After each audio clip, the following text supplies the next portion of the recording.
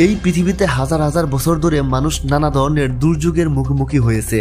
ভয়াবহ অগ্নিকাণ্ড, গাড়ি দুর্ঘটনা, বিপজ্জনক স্থানের সময় মৃত্যু, এই ঘটনাগুলো হয়তো আজকের দিনে অনেকটাই সাধারণ মনে হয়, কিন্তু সবচেয়ে ভয়ঙ্কর অনুভূতি হয় তখনই যখন আমরা কোনো মানুষকে তার শেষ মুহূর্তে ক্যামেরায় বন্দি দেখতে পাই।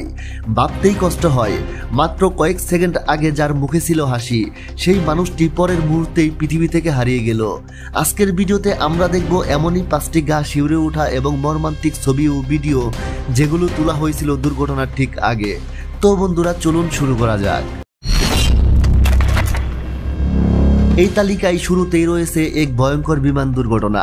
2015 সালের 4 ফেব্রুয়ারি তাইওয়ানে ঘটে এক মারাত্মক বিপর্যয়।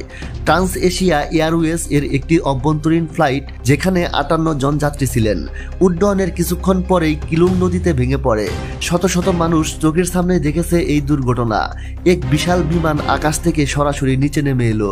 গাড়ির মধ্যে থাকা একজন ব্যক্তি সেই মুহূর্তের একটি ছবি তুলেছিলেন, যেটা দুর্ঘটনার মাত্র সেকেন্ড খানেক আগে তোলা। পরে জানা যায় বিমানের এক ইঞ্জিন আগুন ধরার পর পাইলট ভুল করে ঠিকভাবে কাজ করা ইঞ্জিনটাকেই বন্ধ করে দেন। এই ছোট ভুলের কারণে 43 জন যাত্রী প্রাণ হারান, আহত হন আরও 17 জন। পাইলট শেষ মুহূর্তে হয়তো কিছু যাত্রীর প্রাণ বাঁচানোর চেষ্টা করেছিলেন, কিন্তু তা যথেষ্ট ছিল না। এই ঘটনা আমাদের চোখে আঙ্গুল দিয়ে দেখিয়ে দেয়, এই পেশায় পাইলটদের একটু ভুল মানে ভয়াবহ মূল্য দিতে হয়। বন্ধুরা, যদি আপনারা স্রষ্টাকে বিশ্বাস করেন তাহলে ভিডিওটিতে একটি লাইক দিন আর সাবস্ক্রাইব করুন।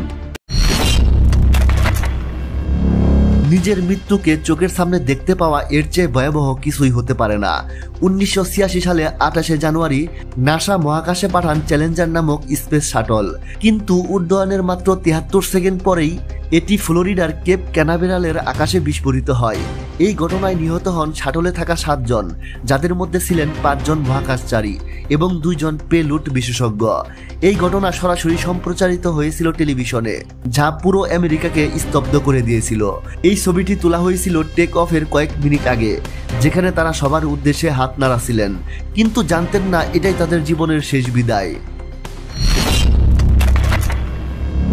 ডেয়ারডেভিল বা স্ট্যান্ডম্যান হওয়া মানে জীবনের ঝুঁকি নেওয়া প্রতিদিনের কাজ। রাশিয়ার পাভেল কাশিন ছিলেন এক জনপ্রিয় স্ট্যান্ড পারফর্মার। তিনি ছাদ, দেয়ার, ক্লিফ যেখানে পারেন ঝুঁকিপূর্ণ স্ট্যান্ড করতেন।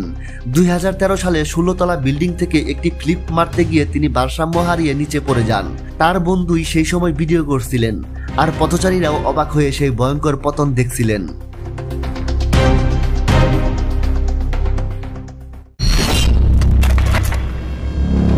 1912 সালে ডুবে যাওয়া টাইটানিক জাহাজের ঘটনা পৃথিবীর ইতিহাসে সবচেয়ে আলোচিত বিপর্যয়গুলোর একটি।